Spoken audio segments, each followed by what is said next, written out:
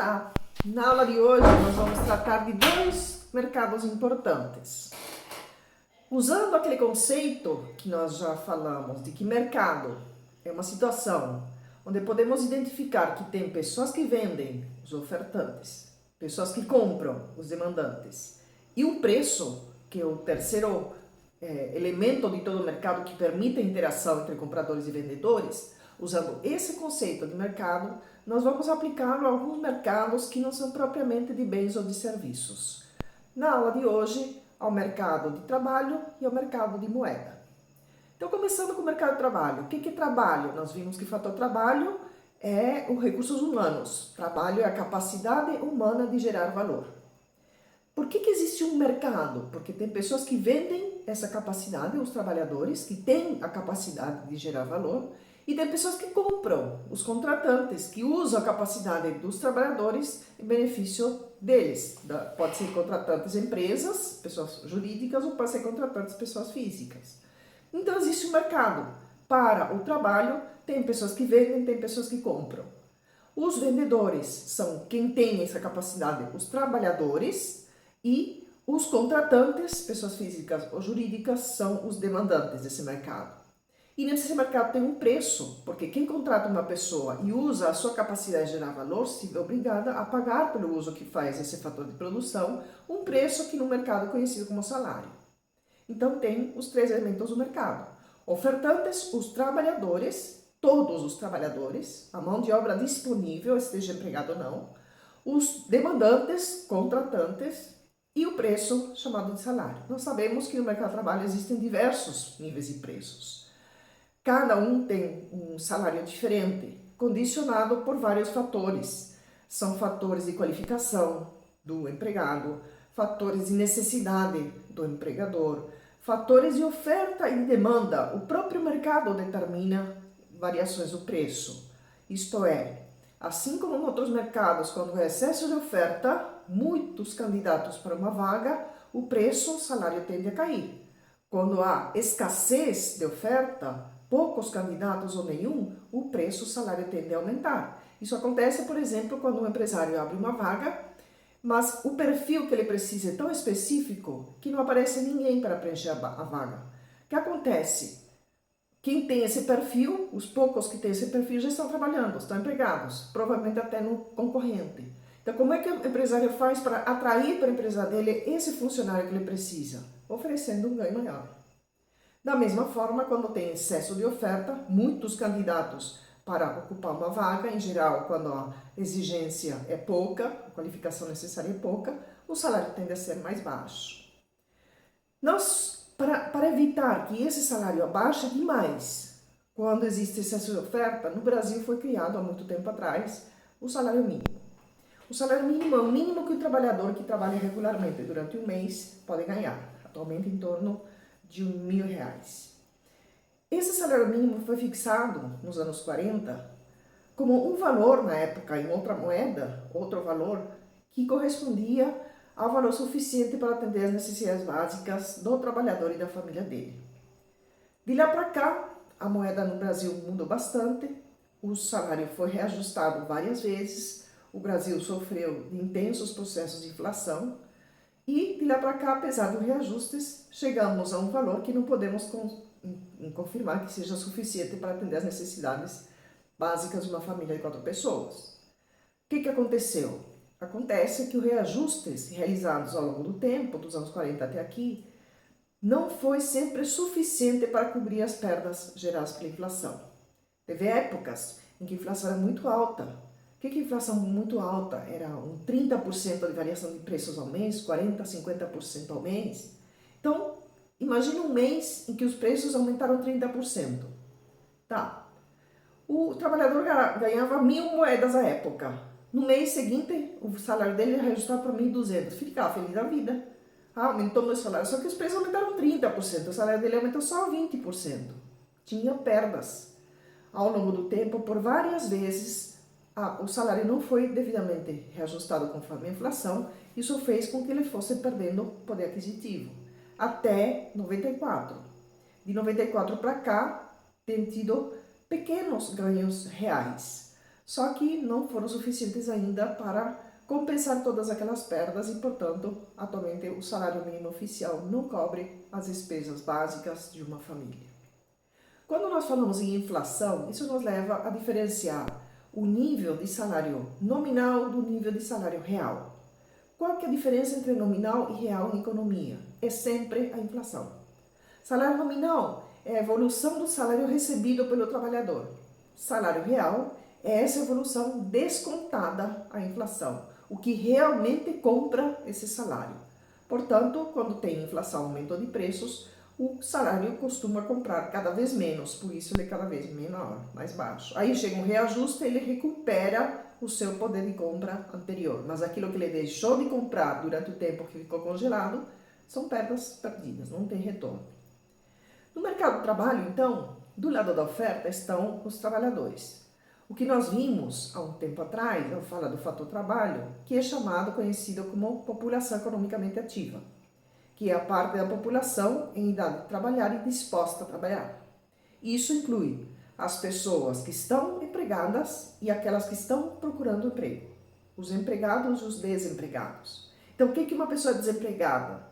É a pessoa que tem idade de trabalhar, está disposta a trabalhar, mas ainda não consegue uma vaga, uma colocação no mercado de trabalho. Esse é um desempregado. Tem pessoas que não estão empregadas, mas que não estão procurando uma vaga. Elas não são desempregadas, elas não fazem parte da população economicamente ativa. A população economicamente ativa, então, se divide em duas partes, os empregados e desempregados. A proporção de desempregados é o que é conhecido como a taxa de desemprego. Então, se os meios de comunicação divulgam que a taxa de desemprego no Brasil é, vamos supor, de 10%, isso não significa que 10% da população brasileira está desempregada. Não, é 10% da população economicamente ativa. Não é 10% de 200 milhões, é 10% de 100 milhões. São 10 milhões de desempregados, porque a taxa de desemprego se aplica à população ativa, à classe trabalhadora. Quem estima essa taxa de desemprego?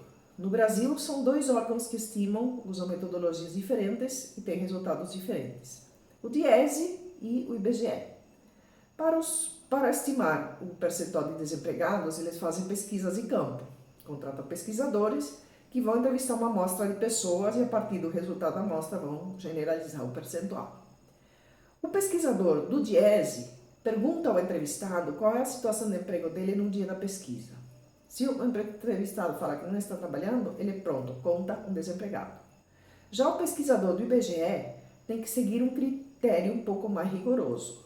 Para contar a pessoa como desempregada, a pessoa tem que estar no dia da entrevista sem emprego, tem que ter estado um mês desempregado e tem que ter procurado emprego na última semana. Isso constitui o conceito de desemprego aberto para o IBGE, que mede a taxa de desemprego. Mas tem pessoas que podem não ter emprego hoje, mas não terem ido na semana anterior procurar emprego. Por quê? Dois motivos determinam esses chamados desempregados no conceito de desemprego oculto. Pode ser que a pessoa não foi procurar emprego apesar de não ter emprego, porque conseguiu um bico para fazer, conseguiu ajudar um parente, trabalhar de forma temporária, de forma informal, temporariamente, para conseguir um rendimento. Então, se ele está fazendo alguma coisa, não pode ter ido procurar emprego também. Esses são os do desemprego oculto pelo trabalho precário. Outras pessoas podem não ter ido procurar emprego na última semana porque desistiram. São os do desemprego oculto pelo desalento. São desalentados as pessoas que desistiram de procurar emprego, que deram uma pausa, que já entregaram muitos currículos, não tiveram resultado e resolveram dar um tempo. Esses são os desalentados. Os desalentados e os do trabalho precário constituem o conceito de desemprego oculto, que não entra na taxa de desemprego do IBGE. Esses do trabalho precário, eles se encontram usualmente na informalidade, isto é, trabalham para alguém, recebem um pagamento, mas não estão contratados regularmente. Um trabalhador contratado regularmente é aquele que tem a carteira assinada, para o qual são pagas as contribuições devidas, que lhe dão direitos previdenciários, para quem é depositado mensalmente um valor no fundo de garantia, uma série de custos a mais que representa para o contratante, que significam em direitos a mais para o contratado. O normal é que todo trabalhador seja regularmente contratado, mas tem pessoas que não são regularmente contratadas, que estão na informalidade do mercado de trabalho. E por que isso acontece? Porque é caro, a formalidade é cara. O empresário, para contratar com carteira assinada, além do salário que ele tem que pagar ao funcionário, ele tem que pagar uma série de outras questões. Ele vai ter que contribuir com o INSS, ele vai ter que depositar no fundo de garantia, ele vai ter que pagar um mês de férias com 30% a mais, ele vai ter que pagar 13º salário. Se no mês de férias ele precisar de alguém para cobrir, vai ter que contratar um substituto. Se o funcionário ficar doente, vai ter que pagar os primeiros dias de doença. Todos esses direitos encarecem a contratação. E muitas vezes tem empresas que, se contratassem formalmente, inviabilizariam o negócio. E muitas vezes ocorre do trabalhador estar tão desesperado por uma fonte de renda que se sujeita a ser contratado sem carteira assinada, apesar de ser direito dele. Tanto é direito dele que, quando ocorrem desentendimentos entre o contratante e o contratado pode ir para a Justiça do Trabalho e vencer a causa. Ele tem direito a ser contratado regularmente. Mas, por esses motivos que eu falei, tem muitas pessoas que são contratadas informalmente. Como ser contratado informalmente é uma questão irregular, não existem estatísticas a respeito. Sobre os trabalhadores contratados formalmente, o Ministério do Trabalho tem estatísticas.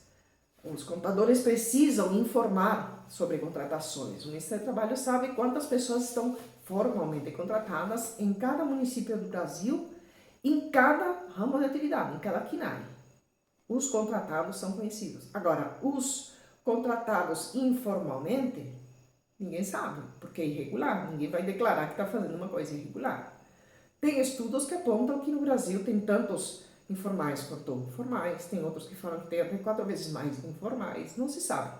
Sabe-se que são muitos, que são trabalhadores desprovistos dos direitos da Previdência, não vão ter direito a uma aposentadoria, não têm direito à licença maternidade, não tem uma porção de direitos previdenciários assegurados, estão desprovistos de todos esses, e é uma massa de trabalhadores muito grande. Tentando diminuir essa informalidade é que o governo federal criou o programa MEI. Talvez vocês tenham ouvido falar dos MEIs, empreendedores individuais. O que é um MEI? Antes de se criar o MEI, o menor porte de empresa que podia ser criado era a microempresa. Uma microempresa é uma empresa que fatura um máximo de R$360 mil por ano. Não é tão pequenininha assim. Por isso que inclui a maior parte das empresas, mais de 95% das empresas no Brasil. Criou-se, ao criar o MEI, uma figura jurídica da empresa bem menor do que a microempresa. Uma empresa que pode faturar só 60 a 80, aumentou 80%, 80 mil reais por ano. A microempresa era 360. Caiu quando foi criada para 60 só. Então são empreendimentos bem pequenininhos. São pessoas que estão na informalidade e que faturam um máximo de 5 mil e pouco reais por mês. Ao se criar esse empreendimento individual, se cria uma empresa que vem atender a 2 fatores determinantes da informalidade. O primeiro é a burocracia, o excesso de burocracia de se abrir empresa, e o segundo é o custo. É caro se manter uma empresa. Então, criou-se o MEI, tentando superar esses 2 empecilhos. A questão da burocracia foi superada porque para abrir um MEI não tem burocracia. Não tem que apresentar papel nenhum em lugar nenhum, não tem que sair de casa. É só entrar no computador, na página do portal do empreendedor, colocar seus dados, dar enter e pronto, criou o MEI. Criar o MEI significa gerar um CNPJ, o documento fiscal da empresa. A razão social do MEI é o nome do próprio empresário anexado do CPF dele, mas ele pode usar qualquer nome de fantasia que ele quiser. Uma vez criado o CNPJ, esse novo empresário, que antes era informal, tem algumas vantagens dentro do CNPJ. Vantagens que, enquanto informal, ele não tinha.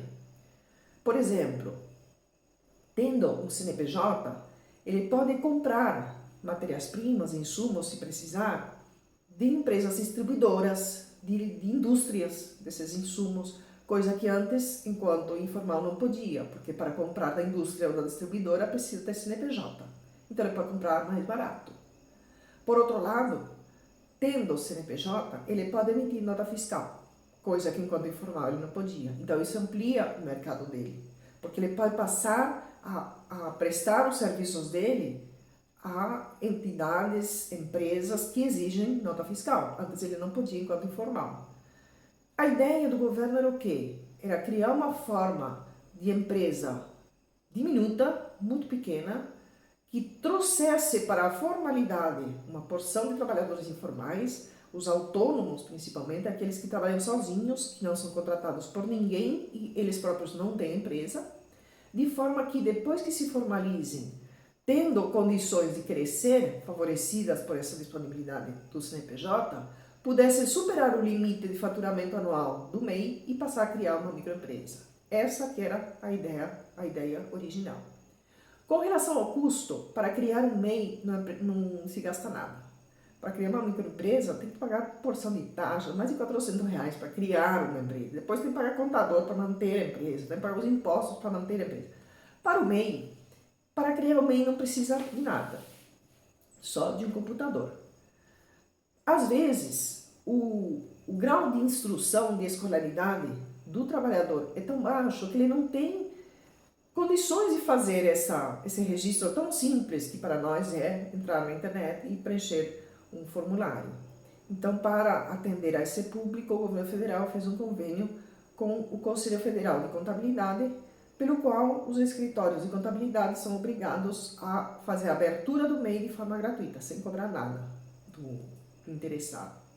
Com relação a custo, não custa nada abrir e mensalmente todos os impostos do empreendimento, inclusive o INSS, que garante os direitos previdenciários do empresário, são reunidos no pagamento de uma taxa só. Uma taxa que começou sendo R$51 e foi caindo ainda, em torno de R$50, dependendo do setor de atividade. Uma taxa bem baixinha.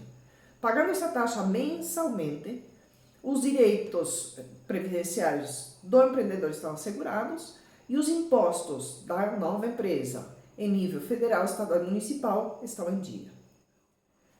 Parecia uma boa solução e foi muito atrativa.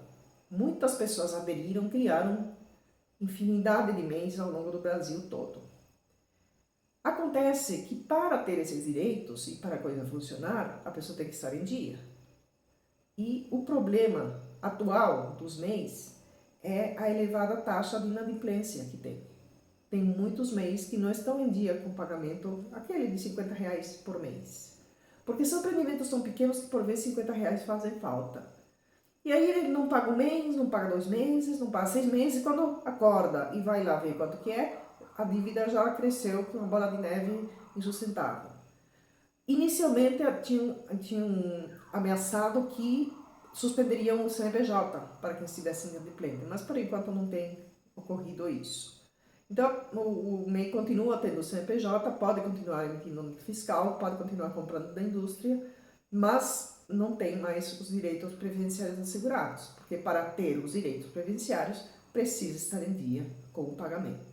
Então foi uma boa saída para muitas pessoas, só que quem não manteve o pagamento em dia perdeu os direitos previdenciários. Com relação ao mercado de moeda, nós vamos passar a falar de um outro mercado diferente, do qual todos fazemos parte.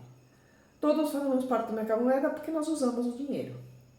Quando falamos em moeda, macroeconomicamente, estamos falando em todo o volume de meios de pagamento que tem na economia que nos permite realizar transações.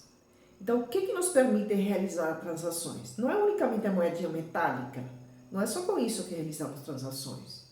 Podemos fazer pagamentos com moedas metálicas, desde que estejam conosco no nosso bolso, mas também com papel moeda, se estiver no nosso bolso, e também podemos fazer pagamentos passando o nosso cartão de débito, movimentando com ele recursos nossos que estejam em conta corrente. Até um tempo atrás usava-se também o cheque, assinando um cheque ou passando o cartão de débito, movimentamos recursos que estiverem em conta corrente unicamente, chamados depósitos à vista. Por que outros tipos de depósitos não fazem parte desse conceito de meio de pagamento? Porque não tem liquidez absoluta. Por exemplo, se eu tenho dinheiro em conta corrente, eu posso ir ao supermercado, passar meu cartão, que vai debitar da minha conta corrente automaticamente. Mas se eu tenho dinheiro aplicado a juros, antes de passar o cartão, eu preciso abaixar a aplicação para a conta corrente e aí eu posso usar tranquilamente. Então, o dinheiro aplicado a juros não faz parte desse conceito de meios de pagamento de liquidez absoluta, que é o conceito de moeda usado ao se tratar do mercado monetário, do mercado de moeda do país. Então, somando todas as moedinhas e papel moeda que estão em circulação, que estão no bolso das pessoas, mais o valor de todos os depósitos à vista que tem nos bancos, tudo isso é moeda. Tudo isso é meio de pagamento no conceito de liquidez absoluta, que pode ser usado livremente para realizar transações. Existem outros conceitos do Banco Central que têm liquidez cada vez menor. O conceito de liquidez absoluta é chamado de M1.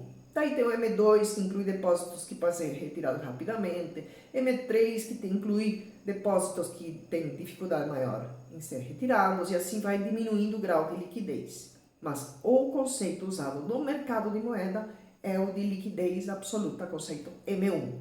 Depósitos à vista mais o valor do papel moeda em poder do público. Muito bem, isso é moeda. Quem que oferta e quem que demanda isso? Aí nós podemos questionar, mas nós não compramos moeda, nem vendemos moeda. Ninguém compra, ninguém vende moeda, realmente. Nós usamos a moeda para comprar outras coisas. Então, enquanto usuários de moeda é que nós somos demandantes. Nós demandamos moeda quando mantemos dinheiro no nosso bolso ou na nossa conta corrente. Quem somos nós? Nós, pessoas físicas, empresas, pessoas jurídicas, todos os que usam dinheiro são demandantes no mercado monetário. É toda a população que usa dinheiro. Somos todos demandantes no mercado monetário. E nossa posição de demandantes, nós somos influenciados por duas variáveis: renda e taxa de juros. Renda porque é natural se esperar que quanto maior a renda da pessoa, o ganho da pessoa, maior quantidade de dinheiro ela vai manter no bolso na conta corrente. Quanto menor a renda, menor quantidade de dinheiro no bolso na conta corrente. Ou seja, quanto maior a renda, maior a demanda por moeda. Quanto menor a renda, menor a demanda por moeda. E taxa de juros por quê? A taxa de juros no mercado de moeda vem a ser o preço do mercado. É ofertante o Banco Central, somos demandantes nós, e o preço da moeda é a taxa de juros. Preço para qualquer mercado é o valor unitário, o valor por unidade.